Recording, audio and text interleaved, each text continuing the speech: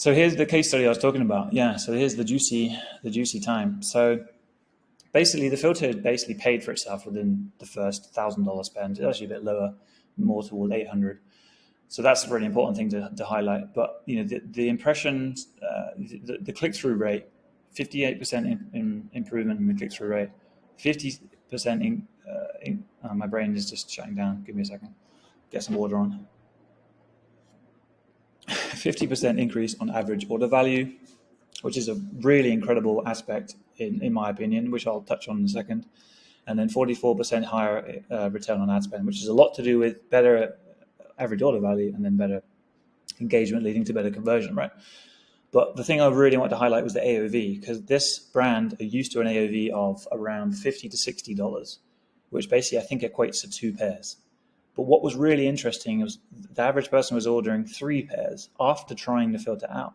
So if you notice on the creative on the right-hand side, it's just, this is a video feed ad, by the way, and then you click into the experience. That's what it looks like. And there's me in my vest, nodding, looking like an idiot with my COVID hair. But you can see it splits it up into 4 different screens where you have 4 different styles. And that, I think, has made the difference in the AOV. So that's something that was unexpected. I wasn't really expecting. So this has worked really, really well for them. People have been able to go in, they've been able to experience different products. So if you have product variants, that's a really big thing to use right there. And they're ordering more. They're like, oh, cool, I saw what these 3 look like. I like the style of them. I'm going to get more. And their conventional creatives just brought people in to get 1 or 2. So that's a really big thing to highlight. CPA was pretty low with quite a nice conversion rate of almost 13%, and then the ROAS is 6. So all around, pretty awesome, right? It's all been pretty solid. These are a couple of case studies from Facebook itself. So I just wanted to highlight this one because it's got this really cool carousel effect. If you look on the right-hand side, it's different lipsticks. So you can see them. Well, I guess you only saw 2 there, but just overlaying the lipstick over her lips, and it just highlights that what I was saying earlier about being able to actually experience the product themselves, and they can see what tone fits their complexion and their skin tone and everything. So this led to a 28-point lift in purchases, 53% high click-through rate, obviously because everyone wants to try it out for themselves. 13-point lift in ad recall, so they were having just better retention, and people were coming back to try the ad out again, or they were clicking through to the page. 7.9-point in lift in brand awareness as well, so they obviously increased their delivery to a much bigger audience. And then 38 seconds average engagement time.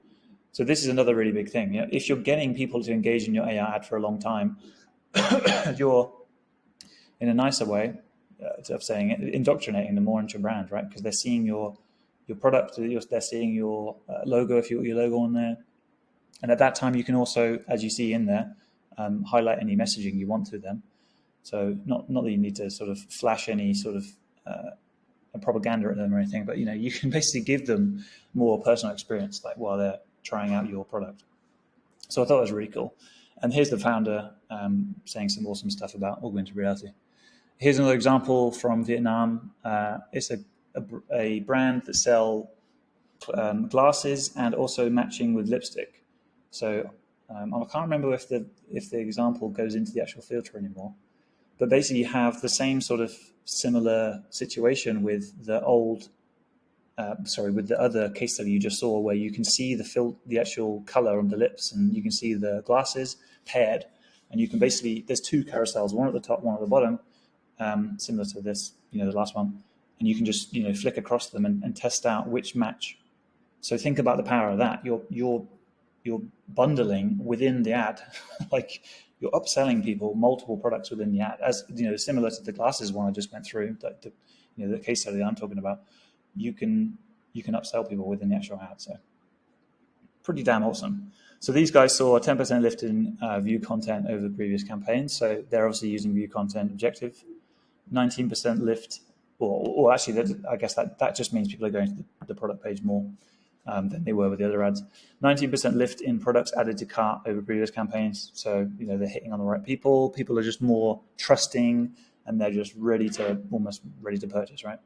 and then 7% lift in online purchases over previous campaign. So that's not a huge lift, but with all the other metrics that I sort of mentioned, they could have been running things that were just pulling the wrong people to their store. Whereas this, even a 7% lift in purchases is pretty good, depending on what the AOV is, right? And then there's a nice cool bit from the founder who I've actually spoken to. It's a nice guy.